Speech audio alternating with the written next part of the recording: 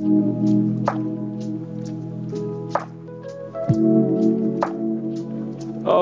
teman-teman semua, ketemu lagi bersama Bedah Mengajar. Kali ini kita akan membahas, teman-teman, tentang bedah capaian pembelajaran. Khususnya kita akan bahas di sejarah kelas 10. Dan sekali lagi, penjelasan ini sengaja kita buat, ya. Jadi Bedah Mengajar sengaja buat ini untuk difahami sebagai kita adalah seorang pelajar atau seorang murid, gitu ya. Jadi sekali lagi, ini sengaja dibuat untuk memberikan pemahaman bagi teman-teman siswa yang ada di manapun, yang sekarang di kelas 10, gitu ya. Kalau misalnya yang nonton atau yang memperhatikan ini guru juga nggak masalah, gitu ya, teman-teman semua. Tapi ini kita khususkan untuk pemahaman kepada siswa. Nah, pertanyaannya, sebelum kita masuk ke dalam apa sih capaian pembelajaran ini, sebelum kita bedah lebih dalam gitu ya, di SMA fase E ini adalah dokumen yang teman-teman butuhkan. Ya, teman-teman boleh scan dari yang paling kiri. Ini adalah Badan Standar Kurikulum dan Asesmen Pendidikan Kemendikbudristek nomor 8/H/KR/2022. Nah, ini yang penting. Terus yang kedua adalah buku panduan guru. Nah, ini teman-teman bisa download di Google, di internet gitu ya, teman-teman bisa cari. Atau dua dokumen ini sebenarnya udah ada di dalam satu buku panduan guru, ini udah ada gitu ya. Jadi kalau mau teman-teman mau mencari jauh lebih dalam lagi tentang apa sih yang namanya capaian pembelajaran itu, dasar hukumnya apa, itu adanya di dokumen yang ada di sebelah kiri. Silakan di-scan dulu, teman-teman. Kita lanjut. Apa itu CP? CP adalah tujuan atau hasil yang diharapkan dari proses pembelajaran yang harus dicapai oleh kita sebagai siswa selama mengikuti satu mata pelajaran atau program pendidikan. Jadi tujuan akhirnya setelah teman-teman selesai belajar sejarah, nah teman-teman itu punya hasil dari apa yang dipelajarin selama proses belajar mengajar. Ya, teman-teman udah punya tuh. Jadi ini yang akan teman-teman dapatkan setelah teman-teman mengikuti proses belajar mengajar di kelas, gitu ya. Itu gampangnya. Terus kemudian capaian pembelajaran ini bisa juga disebut sebagai capaian atau jangkauan serta cakupan yang harus diraih di akhir pembelajaran. Apa ya, berupa penguasaan, pemahaman, kompetensi kita sebagai siswa di dalam bidang pelajaran atau mata pelajaran tertentu. Ya, cakupannya sampai mana sih? Atau sedalam apa sih yang akan kita pelajarin? Terus keterampilan apa aja yang harus kita sudah milikin setelah kita sudah sampai di akhir proses pembelajaran gitu loh, teman-teman. Udah di satu semester gitu ya, udah selesai tuh pembelajaran kita untuk masuk tahun ajaran baru, masuk di fase berikutnya gitu ya.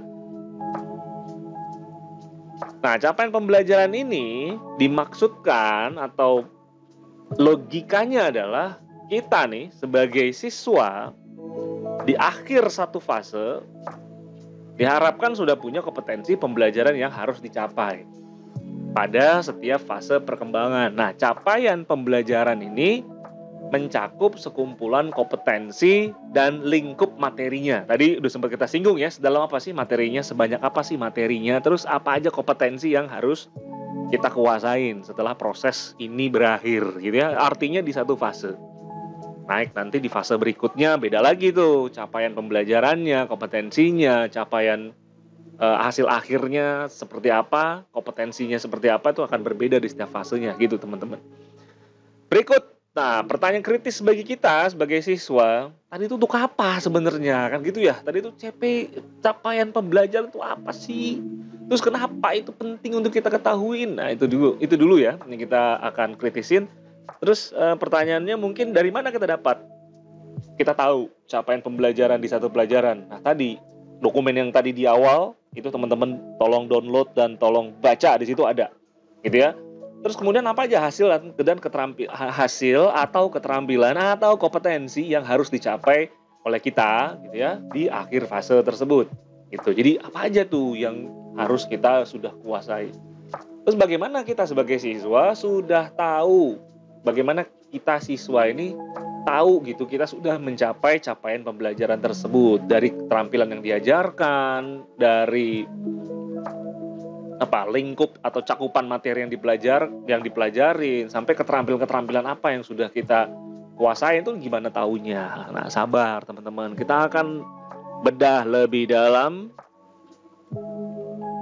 Nah, capaian pembelajaran kalau kita lihat dari peraturan atau dokumennya. Nah, di sini disebutkan bahwa pada akhir fase E, peserta didik yaitu kita tentu saja ini mampu memahami konsep-konsep dasar manusia, ruang, waktu, diakronis, kronologi, sinkronis, guna sejarah, dan teori sosial, metode penelitian, sejarah, serta sejarah lokal. Nah, itu semua melalui literasi, diskusi, kunjungan langsung ke tempat bersejarah, penelitian berbasis proyek kolaboratif. Peserta didik mampu menganalisis dan mengevaluasi berbagai peristiwa sejarah yang terjadi di Indonesia, meliputi konsep asal-usul nenek moyang, jalur rempah-rempah Indonesia, kerajaan Hindu-Buddha, dan kerajaan Islam. Kira-kira ini secara umumnya, gitu ya. Nah, ini masih ada lanjutannya lagi, teman-teman semua. Nah, pada akhir fase E, peserta didik mampu menggunakan sumber primer, sumber sekunder untuk melakukan penelitian sejarah lokal yang memiliki benang merah dengan keindonesiaan, baik yang langsung maupun tidak langsung, secara diakronis atau sinkronis, dan kemudian mengkomunikasikan dalam bentuk lisan, tulisan, atau media lain, sehingga kita juga mampu menggunakan berbagai keterampilan sejarah untuk menjelaskan peristiwa sejarah serta memaknai nilai-nilai yang terkandung di dalamnya. Begitu, teman-teman. Nah, itulah capaian pembelajarannya. Udah mulai kebayang belum sih buat teman-teman nih sekarang yang sekolah baru naik ke jenjang SMA, udah bisa ngebayangin belum sih apa yang harus teman-teman kuasai di akhir nanti capaian belajarnya teman-teman? Udah kebayang belum? Nah, kalau belum kebayang, berikut analisanya.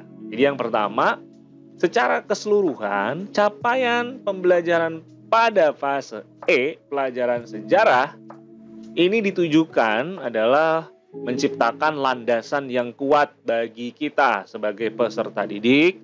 Untuk ngapain? Untuk memahami dan menghargai sejarah Indonesia, serta mengembangkan keterampilan analisis dan komunikasi yang penting dalam studi sejarah. Dan ini juga membantu kita untuk merespon pertanyaan sejarah dan isu-isu sosial dengan pemahaman yang lebih dalam. Nah, itu kira-kira teman-teman di analisa capaian pembelajarannya. Lebih detail kita akan bahas nih. Di fase E ini, karena kita di fase E ya, kelas 10 itu fase E teman-teman. Nanti untuk bahasan fase E kita akan bahas di pertemuan berikutnya gitu ya. Jadi pada fase E ini, peserta didik diharapkan memiliki pemahaman mendalam tentang sejumlah konsep keterampilan dalam sejarah apa aja.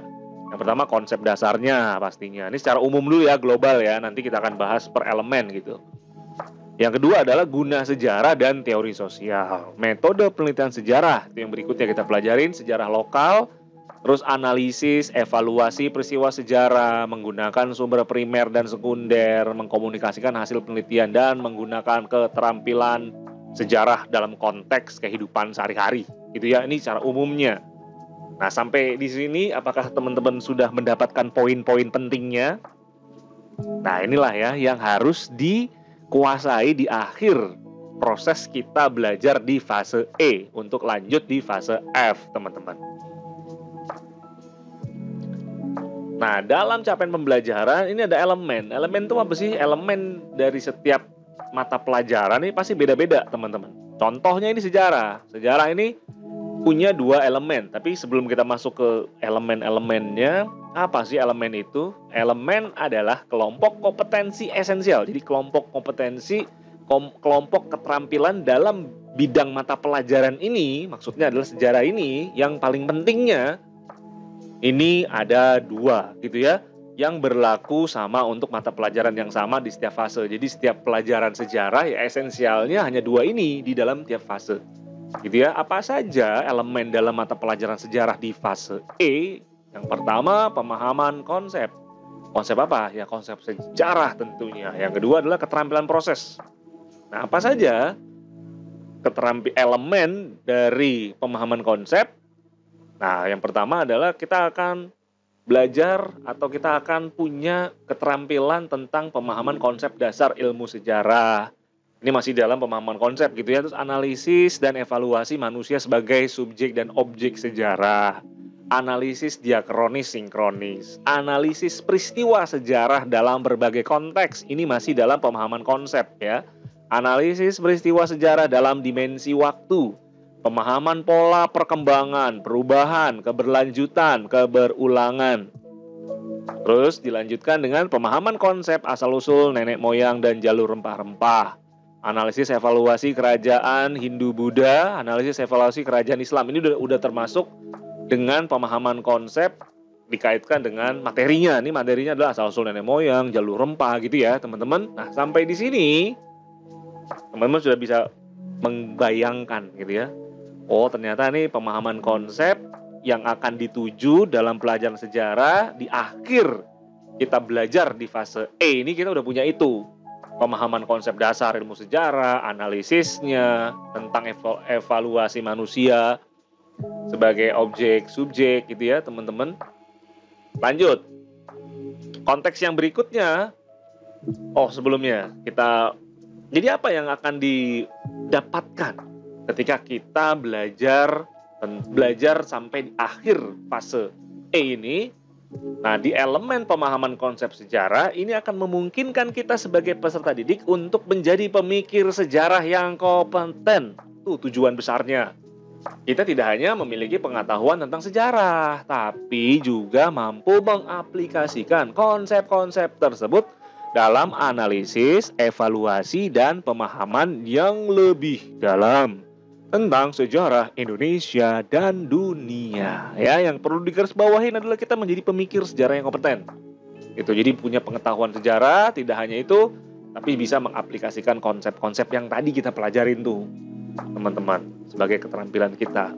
Selanjutnya kita beralih ke elemen yang berikutnya, yang kedua ya, keterampilan proses. Apa yang akan kita milikin, apa yang harus kita pelajarin dan kita milikin di akhir fase E ini.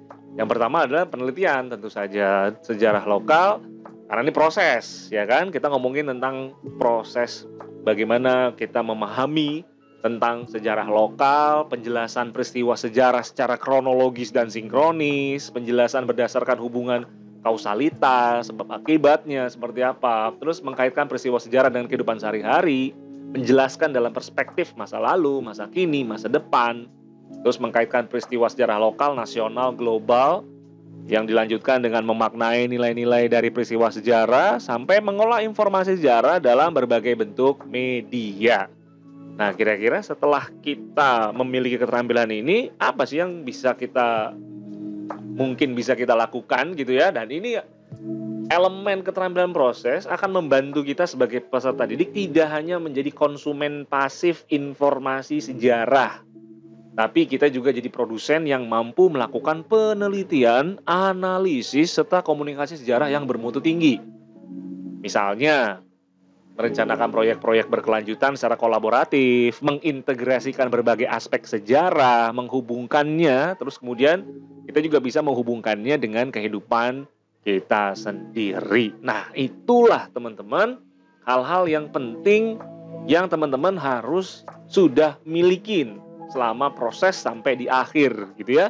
Pertanyaan kritis kita sebelumnya. Jadi ada 7 teman-teman indikator capaian pembelajaran sejarah kelas 10. Yang pertama, kita mengetahui beberapa konsep tentang ilmu sejarah dan manfaat belajar ilmu sejarah. Itu, kita tahu nggak sih di akhir kita belajar tuh di fase E itu, kita tahu nggak sih beberapa konsep tentang ilmu sejarah, apa aja konsep ilmu sejarah itu, dan apa sih manfaat belajar ilmu sejarah. Terus kemudian yang kedua, indikatornya kita tahu nggak sih tentang konsep ilmu sejarah, terus kita bisa menguraikan berbagai peristiwa sejarah yang pengaruhnya itu bagi kehidupan masyarakat gitu. Nomor 3-nya, menggunakan konsep yang dipelajari. Kita bisa nggak tuh menggunakan konsep yang dipelajari sebagai salah satu cara untuk melakukan pengamatan, mengidentifikasi berbagai peristiwa bersejarah. Yang keempat, bisa nggak kita menganalisis berbagai fenomena sejarah dalam kehidupan sehari-hari dari konsep yang telah kita pelajarin. Nomor 5 ini, mengevaluasi berbagai sumber sejarah. Yang keenam, membuat laporan. Nomor 7, menunjukkan sikap dan pandangan yang mencintai bangsa Indonesia sesuai dengan nilai-nilai Pancasila. Kita lanjut dulu teman-teman. Nah, jadi materi sejarah kelas 10 ini ada pengantar ilmu sejarah, manfaat ilmu sejarah, terus manusia sebagai penggerak, pelaku, dan saksi sejarah, ada diakronik, kronologi, sinkronik dalam sejarah, penelitian sejarah, penulisan sejarah, sejarah dan teori sosial. Nah, itulah teman-teman capaian dari pembelajaran sejarah kelas 10. Terima kasih teman-teman, kita lanjut di video berikutnya.